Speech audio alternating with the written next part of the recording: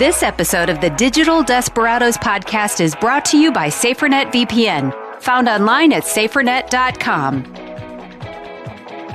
Welcome to the Digital Desperados podcast featuring dark tales from the web. Patrick McMurphy's here today to tell us our dark tale. He's joined by Brad Hawkins, founder and CEO of SaferNet VPN. I'm Jim Brangenberg, and I'll serve as your story guide.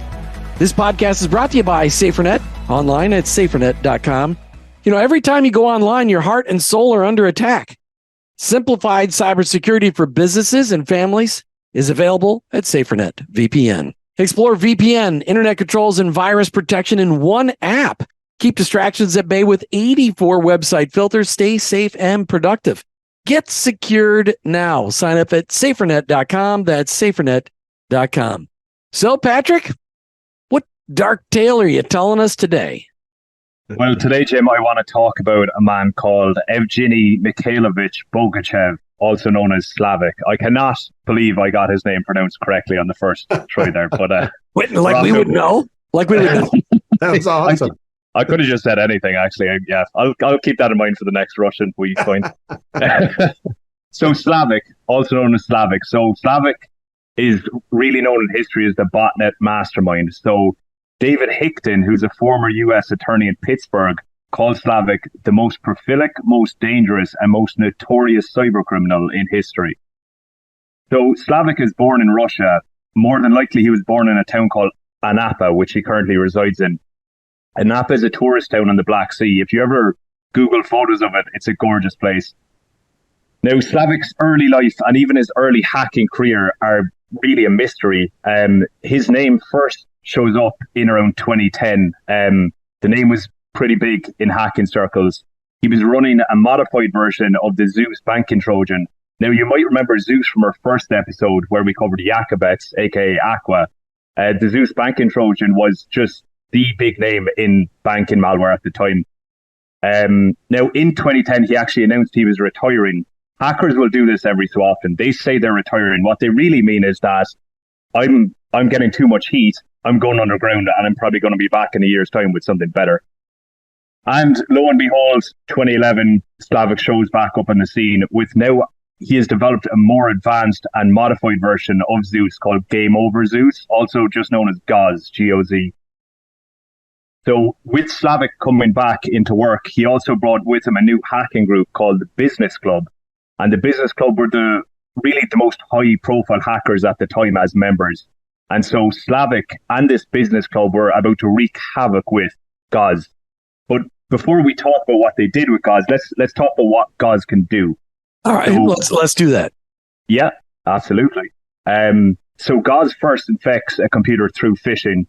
We talked about phishing again and again. It is so common. It is one of the best attack vectors. The spam link is sent to a bogus website. Now, you click on it. Patrick, can you just? I know we've talked about it before, but just for anybody that's listening that's brand new, just give a quick little definition or explanation of phishing. Yeah, so you get an email, normally with some sense of urgency to it, saying, oh, you need to click here, you need to pay a bill, or I don't know, you have some outstanding charge or something like that. It gives the user some sense of urgency, and they click on the link. And usually... And I've gotten those before, and it's amazing because it looks just like a bill that I would have. That's what amazes me. I mean, they do a little bit of homework to figure out how to make that work. So anyway, thanks. I think the whole reference behind phishing is that they get them hook, line, and sinker. That is it. That is it. And so through these phishing links he sent, he did something called drive-by downloads. And that's simply where if you click on that link and the browser loads the page, the file is actually directly loaded onto your computer. And so GOZ was basically deploying malware, being deployed by these phishing links and drive-by downloads. Now, unlike its predecessor, unlike ordinary Zeus, what GOZ did, it used a decentralized peer-to-peer system. And so what that really means is that GOZ is not being controlled from one place, it's being controlled from several places at once. And then this makes it very resilient against takedown efforts. And so when GOZ is deployed on a machine, its most simple function is to deploy Cryptolocker ransomware. And so ransomware, I'm sure you guys know, is when your computer effectively just locks up entirely and it says, you have to send Bitcoin to this address and we'll give you a decryption key. Now, if this happened to you and you're on an old computer, your best bet is just to toss the computer out the window. If this happens to a business, you need those files, and a lot of time you're in trouble. Yeah, you're in trouble. Yeah, and the particular brand that they use, Cryptolocker, that was the most advanced ransomware at that time. So, hang on a second. So, is this when the Zeus guys or the Game Over Zeus guys or the Gauze guys are they working with the Cryptolocker guys? Is this like mass syndicate? Is this like the mob of the internet? They're all working together to tear people apart, or I mean, do they have to pay Cryptolocker in order to be able to use it? That's exactly it. So what's happening is that Gauze is going to the Cryptolocker distributors, buying licensing off them, and then getting their own branded version of Cryptolocker. So when you get infected with Cryptolocker from Gauze, the Gauze guys are getting paid, but then in turn they're giving maybe 10% of the cut to the guys who developed Cryptolocker in the first place. So Gauze becomes an affiliate marketer for Cryptolocker, and so they're paying a franchise fee. Exactly. So basically, they send out an email. That email gets clicked on, and it looks like a legitimate bill, a legitimate some kind of an email. Somebody in a business or at home or whatever it is, you click on it to see what it is. It downloads a software onto that device or possibly even that network, and now they have control over allowing access or not allowing access to that entire network or that computer. And that way they can say, hey, send out, you need to send me X dollars or X crypto or whatever it is, and I'll release it. So, and it's as simple, I mean, but, and nobody can hack it because they're decentralized, meaning that they've got access to it from multiple different locations. So they might shut down one, but they're not going to get all of them. Am I understanding that correctly? Yeah, that's 100%. The only thing is that this Cryptolocker, that was actually just the basic functionality of Gauze. That was just the smallest thing it can do. Gauze had a lot more of it. Had a lot more of it. How much worse can it be? Well, it's pretty bad. Every file on your entire computer locked up, and you can't do anything. You know what's incredible to me is the cyber criminals are trying to get into our computers all the time. We've got to step in front of this. We've got to protect our businesses, our families with SaferNet. Cybersecurity made simple for businesses and families. We got to enjoy the VPN within SaferNet, the internet controls, the virus protection, and the 84 web filters that are for a focused online experience. That's something SaferNet brings to the table. Your safety is our priority here at SaferNet. Get secured now. Sign up at safernet.com. That's safernet.com. I did it for all of our business locations, our family locations. It has made such a huge difference. The other day I was traveling and I signed on to the hotel Wi-Fi, and I wasn't worried because I had SaferNet on my computer.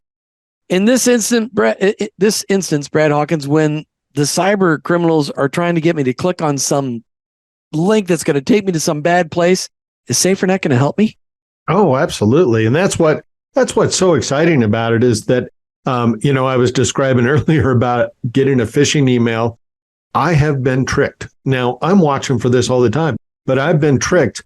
And I have an electric company, and I got an email from the electric company, and I thought, I wonder what that is. And I click on it, and SaferNet pops up and says, I don't think you want to do this. And it just stopped me dead in my tracks, and I just had to laugh at myself thinking I was tricked. But yes, we will. We have the ability to be able to stop those phishing attacks that are so surprising, and they're so stinking good at being able to fool you. Is there a way to actually add the voice to that warning? Because I've gotten that warning a couple times.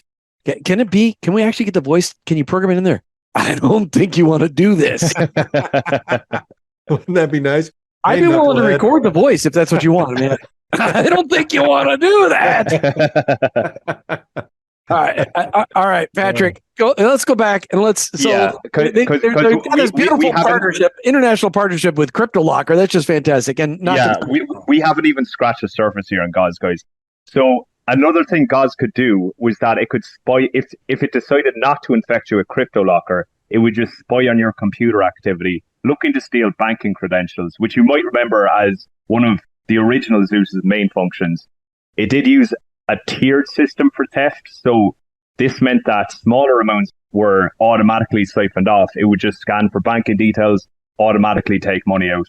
But for larger accounts, especially for businesses, this is where Slavik would get hands-on with the approach and just to maximize the amount stolen. And the glue that held all of this together with Gauze was that any device that was added to Gauze, whether it was being spied on or was used as it was crypto-lockered, it would be added to Slavik's personal botnet network. So the users had no idea that this was occurring when they were added to a botnet.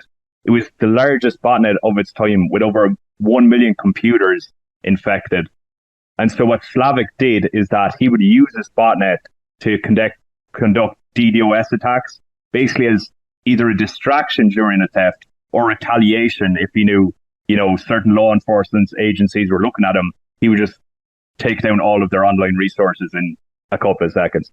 So Patrick, what do you mean by a botnet? His personal botnet network. So what a botnet is let's say a computer is infected with something that would add it to a botnet. A botnet is simply just a network, a joint linked network of computers, all under the control of one master system. Often if a person has a device in a botnet, they're not aware of it. They just might seem like they have a slower connection or something like that. But the master system can then use all of the computers at once. So, for example, if I had 1 million computers in my botnet and I targeted one web address and said all systems hit this web address at the same time, it's going to bring down the whole website. So you can use it as a weapon to take down really any organization that you have the web address for. So he's basically connecting all of the computers that he's attacked. He's connecting them all together to use the congruent group of computer technology to be able to use it as a weapon against, say, for example, NASA or government or whatever it is. It has that computer power to be able to attack. Is that? Am I understanding that correct? That is exactly it. Yeah. Unbelievable. And you may not know you're one of those part of the bot network until the FBI shows it up at your front door and going, "Hey, what are you doing? We checked your IP address. It's coming from your house." And you're like, "What are you talking about?" Exactly. And so during these early years, during the early 2010s, I should say, Gauze stole over $100 million just in the US. And Dave Hickton, that attorney I was talking about, said they actually stopped counting at 100 million. And to quote him, he says, "I really think the answer is he stole as much as you can count." So this guy was just making bank with Gauze. Him and the business club. You can see why they're called the business club now. They know what they're doing. Well, they've connected all the business computers together into one. Exactly. Yeah, better than any system administrator I know. So the feds in the US were doing everything to stop him. They recruited anyone who could help, most notably Microsoft. And what Microsoft did here was they created honeypot computers, so they would intentionally get infected by Gauze, become a part of the botnet, and then try to track the data and traffic within that botnet. So they were effectively trying to reverse engineer the botnet while being inside it. They had no idea. They knew who the business club was. They had no idea who Slavik was. They didn't know who the leader was. The feds also made another mistake, which we've come across here before, which is that they made the mistake of asking Russia for help. And so we see this time and time again. So Russia immediately knew it was Slavik, went to Slavik, didn't tell the US, and then recruited Slavik. Well, how many times has Russia done that? I mean, that's like the theme. Yeah, you don't need to be a recruiter for them. They will find you if they need you and give you a job. So we gave him a promotion. Yeah, exactly. Like he needed it. Yeah. And so an anonymous tip eventually made its way to the US authorities that informed the feds about tracking certain emails, which helped the feds identify Slavik as being the one in charge of the business club, even though it didn't make a huge difference at this point. And so they're looking through Slavik's kind of digital records. They found search queries from him he was trying to find information to compromise or turn certain FBI agents. So this guy was deeply embedded in industrial espionage, or not industrial espionage, just espionage in general at this point. So basically the feds, Microsoft, a few other companies, including FireEye and Fox IT, were able to track down most of the Gauze command servers, so they could actually stop the botnet because of the original Microsoft honeypots. You know, I told you it was decentralized. They found every network that was a kind of leader in that decentralized network and then cut them. At the time, they also engineered something called Decrypt Cryptolocker, which if you had Cryptolocker infected on your computer, you could ask this company for their software, and that would then release Cryptolocker from your computer. So they really took down Gauze, or at least they thought they did, because 5 weeks later, something emerged called New Gauze. And so, just to put this into perspective, today, New Gauze still makes up 28% of all banking malware. And this is 10 years ago. Wow. Now it is that number falls frequently because there's just newer malware coming out all the time. Now, and back to Slavik, he's still working for the Russians. He is shadowy, but the guy posts to social media nonstop. You can actually find him online. He's showing off his huge apartment. He has a yacht. He goes on these luxury trips with his pet bobcat. And he's always dressing in like leopard print with huge chains and stuff. But yeah, he's still at large. The FBI have a $3 million bounty on his head, but he's protected by the Russians. So not much anyone can do. He's never been caught. No, he got the money and he's living the life with his bobcat now. Yeah. But he's still doing his work under the protection of the Russians. Exactly. Yeah. Still using New Gauze. I'm sure he's working on a new Gauze as well at the same time. But what motivation does he have though? If you took on $100 million in a year, why do you keep working? That's what I'm trying to figure out. What keeps these guys going? Is it just what do you think it is, Patrick? It's got to be the thrill, and we're going to see this with a later guy as well in the next episode. I think it's the thrill and the intoxication of it. I mean, it's the same. It's the same if you look at, we'll say, the big fighters like Conor McGregor, right? Conor McGregor could have retired about 7 years ago and been a multimillionaire, but he keeps going back to the ring. He doesn't need to fight, and he's often losing, but he doesn't need the money. But he's going back probably for that thrill, of that high of being, the guy who could, annoy the FBI or something. So, and I think sometimes it's the fact that they can. I mean, it's like I can outsmart it, and I know with the maybe younger hacker guys that they want to be able to do something big that hits the news so that they can just tell they may not even make any money on it, but they just want to be able to tell their buddies, hey man, that was me, that I did that. It's just that that feed that you get to say, gosh, I just got to go to the next level. Yeah, exactly. That's what it is. It's a high. They're chasing that the whole time, I think. Unbelievable. Just remember, you heard it here on the Digital Desperados podcast. And before we close out, it's just great to have an app controlling phone internet time.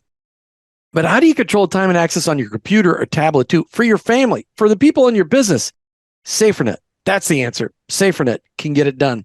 SaferNet's your shield against online threats, and it's simplified cybersecurity for businesses and families. It just makes it so easy. Explore a VPN from SaferNet, which includes internet controls and virus protection and 84 website filters to secure your business place, your family place. Get secured now. SaferNet.com. That's SaferNet.com. The internet and everything digital definitely has a dark side, with many dark players, Slavik being one of them. It's why you need SaferNet by your side. Don't forget that.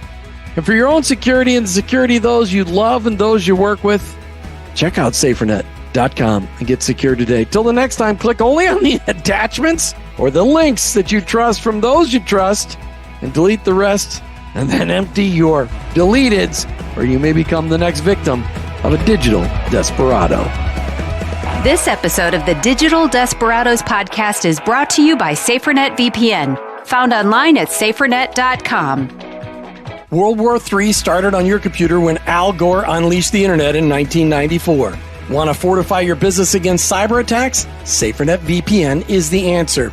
Our easy-to-use cybersecurity app protects your enterprise on all fronts. Plus, secure your family's online journey with powerful internet filters. Embrace simple yet robust cybersecurity with SaferNet VPN now. Get secured now. Sign up at safernet.com. That's safernet.com.